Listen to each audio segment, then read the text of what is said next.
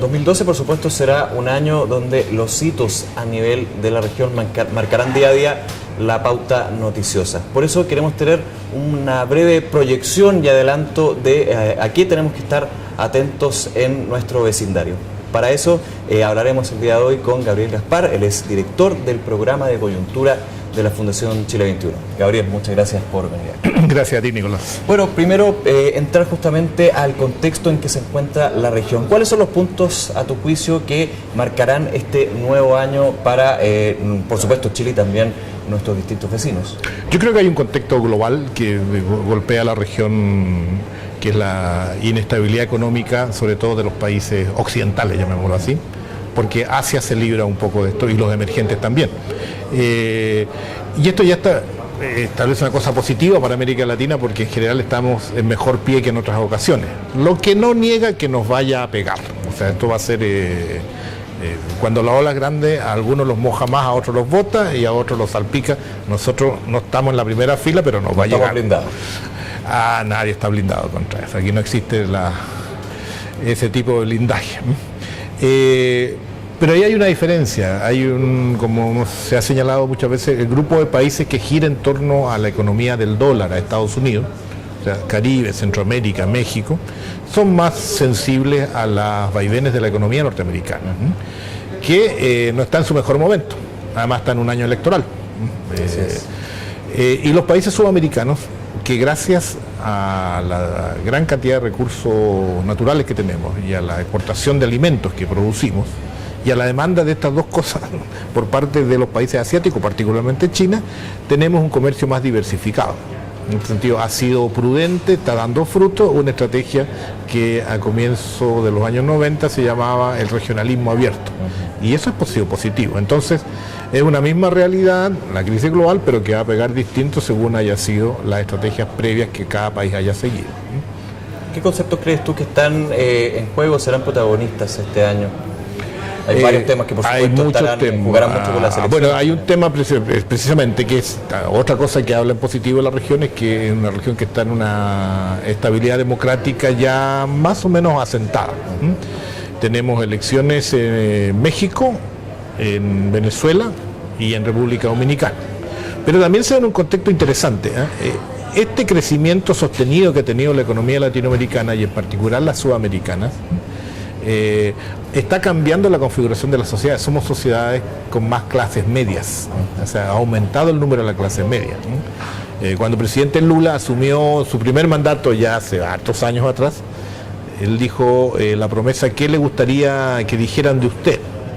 Entonces dijo que cuando termine mi mandato, dijo, me gustaría que ningún brasileño pase hambre, y lanzó una iniciativa. O sea, esa era la apuesta de Brasil hace más de una década. Hoy día Brasil está transformándose en la sexta economía mundial. Entonces, hay problemas de desigualdad, sin lugar a dudas, en Brasil y en toda América Latina, y esa es la parte negativa. Pero ha habido un avance, mayor oportunidad, mayor y crecimiento económico, y diversificación económica. Eso es lo positivo, democracia, crecimiento económico, eso es lo positivo de América Latina. Pero Gabriel, te digo justamente eso porque, y de hecho en Chile nos toca mucho el gran tema pendiente y que ha sido también, no sé si el protagonista, pero un tema fundamental en las políticas públicas, ha sido justamente el tema de la clase media. Es una clase media que está más sofisticada, está más educada en muchas ocasiones, por supuesto, está muy ligado. Y tiene más expectativas. Y tiene más expectativas, y de hecho se hace también el paso de una clase a otra, pero en la gran mayoría de nuestros vecinos también en Chile es un tema pendiente. ¿Qué tema pendiente justamente está en esto? Yo creo que tenemos un gran tema que es la igualdad. La economía crece, pero no se distribuye de igual manera. Tomemos un caso muy vecino, Perú. Perú tiene un crecimiento espectacular los últimos 5 o 10 años, ¿cierto? Pero en Perú hay varios millones de peruanos que no tienen servicios básicos. Entonces es muy difícil. No se condice ese crecimiento del PIB, claro, por ser más... Correcto, hay una desigualdad, ¿cierto?, entre los sectores más pudientes, y nosotros no cantamos mal las rancheras, ¿no? En Chile hay sectores que viven como en el primer mundo, y qué bueno, ¿no? Pero hay otros que no viven digamos, en Bangladesh, pero no tienen ¿cómo se llama?, la capacidad para poder acceder a mejores condiciones. Y esa frustración, porque también se dan cuenta, el pobre de hoy, o la clase media baja de hoy, se da cuenta que hay un mundo posible, ¿no? Que hay un mundo que es mejor, que hay oportunidades, pero que no accede. ¿Cómo accede? ¿Cómo araña? Con la masificación del crédito privado, que ha permitido ampliar la demanda global, pero también es una carga para las familias y que se traduce desde la educación hasta las tarjetas de las multitiendas y en definitiva transforma a las familias en deudores. Exactamente. Y viven en una angustia de bicicletear, como dicen los argentinos, la deuda mes a mes. O generaciones y generaciones también. O generación y generación, claro, es muy... Y esto ha aumentado. Cuando yo era universitario, unos tiempos atrás, éramos como 50.000 los jóvenes chilenos que estábamos en la universidad. Hoy día es casi 1 millón. Entonces, por supuesto, las expectativas de ese 1 millón en 5 años más va a ser un profesional eficiente. Y eso nos multiplica en todo tipo de producto y demanda, y qué bueno. Pero la distribución del ingreso hay que meterle mano. Así es. Son las dos caras finalmente de la región a la cual, por supuesto, hay que estar muy acostumbrado. Hay otro tema que no es menor, que es la violencia. En algunas regiones de América Latina la violencia, el delito organizado es un fenómeno masivo, preocupante, erosiona al Estado, hace perder oportunidades. Porque yo puedo ofrecer, invierta acá, ¿cómo se llama? Le damos las mejores garantías de retorno, le damos tales garantías, exenciones tributarias, le damos, en fin, facilidades, etcétera. Pero si están asaltando en la esquina, va a ser muy difícil que la gente que venga, ¿no? La sensación de inseguridad, por supuesto, también es una gran traba a nivel social. Y eso para el inversionista externo, pero para el que vive acá, ahí se las tiene que aguantar. Uno se pregunta cuando ve las noticias, por ejemplo, de algunas localidades de México, ¿no?, del norte de México, ¿no? ¿Y cómo sigue viviendo allí la gente? ¿Por qué no se van? La cosa es terrible. Y la verdad es que es un fenómeno localizado también en México, no es todo México el que está en eso, ¿no?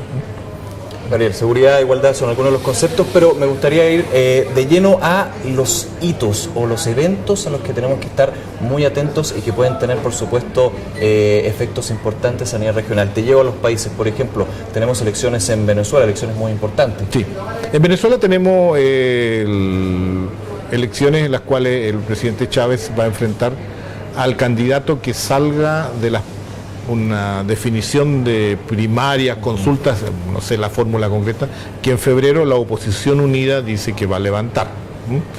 Cuál resulte y qué tan competitivo sea, dice, mientras más alejado al pre-Chávez sea, al mundo del pre-Chávez, dice que será mejor. El presidente Chávez también ha tenido un desafío muy personal, que es su salud. Exactamente. Hoy día las cifras le favorecen. De alguna manera la política del presidente Chávez ha beneficiado a un sector muy pobre, el sector que siempre estuvo marginado en Venezuela. Hay críticas de muchos tipos, hay visiones, pero sin lugar a dudas hay un voto duro. Hay una política que funciona en las urnas. Claro, y que funciona en los programas sociales de barrio adentro. Claro. Hay 30.000 médicos cubanos, por ejemplo, que están en programas de cooperación médica, en fin. Entonces en Venezuela va a ser un hito. Sin lugar a dudas, sí que Venezuela tiene hoy día un sistema político en el cual participan todos. Durante algún tiempo la oposición al presidente Chávez no participó del Congreso, hoy día sí está. Entonces, ahora, esto hay dos formas de verlo. Se van a pelear en el Congreso, sí, pero también van a tener que llegar a acuerdos. Claro. Y esa es la política. Debería dialogar y llegar a acuerdos. Venezuela es uno. ¿Qué otro hito también? México tenemos elecciones en julio. Todo indica que va a ganar Enrique Peña Nieto, el candidato del PRI. Tiene más de 20 puntos sobre los dos, sobre uno, que es el ex candidato Andrés Manuel López Obrador. ¿Significaría el retorno del PRI al...? Significaría el retorno del PRI, pero con una particularidad, que es que en México no hay segunda vuelta. Entonces gana, tú puedes ganar y puede pasar lo que ya pasó con Fox y con Calderón, que yo tengo la primera mayoría presidencial pero no tengo mayoría en el Congreso. Entonces estoy muy amarrado para poder hacer reformas o impulsar proyectos muy importantes, porque lo que obtengo junto con la presidencia es una oposición unificada en el Congreso. Los mexicanos no se han convencido aún de las necesidades de una reforma política, presidencialismo de antaño, del viejo PRI, que el presidente era una suerte de emperador, ya no existe, pero eso ha generado una, como se dice en México, una confederación de gobernadores, los jefes, los gobernadores de los distintos estados, que son electos, se transforma en la práctica en un segundo poder real, y ahí hay de todos los partidos. El resultado es que México es una economía, es un país de 100 y tantos millones, el país más numeroso de habla hispana, totalmente ya vinculado a Estados Unidos, con distintos cristales uno puede evaluar eso, pero lo cierto es que están unidos económicamente. Como se ha señalado varias veces, sufren la competencia asiática, la competencia de China en particular, que ya los desplazó del segundo lugar en su relación con Estados Unidos. Entonces, mientras nosotros, los sudamericanos, le ponemos todas las caritas posibles a los asiáticos, los mexicanos no los ven con tanta simpatía, porque cada empresa asiática que llega a Estados Unidos significa una empresa mexicana que queda afuera. Entonces, hay distintas aproximaciones al tema. Esa es la elección, yo diría, de las más importantes. Hay eventos, las cumbres de presidenciales, que a esta altura son un poco rituales, pero quizás la más importante es la que se va a hacer en Cartagena de Indias, que es la cumbre de las Américas, se supone que es el diálogo de todos los países americanos. Presidente Obama vino a la anterior en Trinidad y Tobago y dijo que venía a escuchar, que no venía a decir nada, que quería establecer un diálogo, y fue muy bien recibido por eso. El presidente Chávez le regaló unos libros de Galeano, etcétera. Y bueno, los latinoamericanos dicen, nos están escuchando hace 3 años, pero no nos ofrecen nada. Claro. Es muy poca la novedad. Colombia, el principal aliado de Estados Unidos, por ejemplo, recién está aprobando el Tratado de Libre Comercio con Estados Unidos. Y a esta altura también la economía americana está muy concentrada en sus problemas propios, lo que es comprensible. Habiéndose retirado de una guerra poco gloriosa, digamos, como la de Irak, estando complicados en Afganistán, donde ya ningún pronóstico es positivo, digamos, obviamente con una economía muy desafiante en su interior, sin lugar a dudas que todo indicaría que las tendencias a una política más doméstica que global es lo que va a predominar en Estados Unidos. Gabriel, bueno, en aras del tiempo, que es bastante corto muchas veces, te pregunto por Chile, el contexto de Chile brevemente. Dentro de este contexto podríamos hablar también de Perú, de Bolivia también, pero pongámonos justamente en la misma bolsa. ¿En qué contexto está Chile con sus vecinos más próximos? Yo creo que los vecinos tenemos dobles realidades. Tenemos una excelente relación con Argentina, donde hemos logrado construir una confianza mutua como eje y cooperación, que se expresa desde la demanda de solidaridad de Chile con la demanda de soberanía sobre Malvinas, que se puede un tema muy exótico, pero es muy distinto a lo que había hace 20 o 25 años, o incluso para la propia guerra. Y hemos tenido un retroceso, se rompieron las negociaciones que iban tan bien con Bolivia, lamentablemente, porque Chile tiene que resolver, en mi opinión, las heridas del siglo XIX, no podemos seguir... Heridas del pasado. Claro, y tenemos que buscar una fórmula allí que además hay que combinar dos convicciones. O sea, Bolivia tiene que asumir la fortaleza jurídica del alegato chileno, y los chilenos tenemos que asumir la enorme simpatía internacional que tiene la causa boliviana. Así es. Y que no es un puro problema jurídico, sino que es un tema de integración. Y para integración tiene que haber confianza. Y en eso es lo que hemos afectado en estos años. Con Perú la cosa está en el plano de La Haya.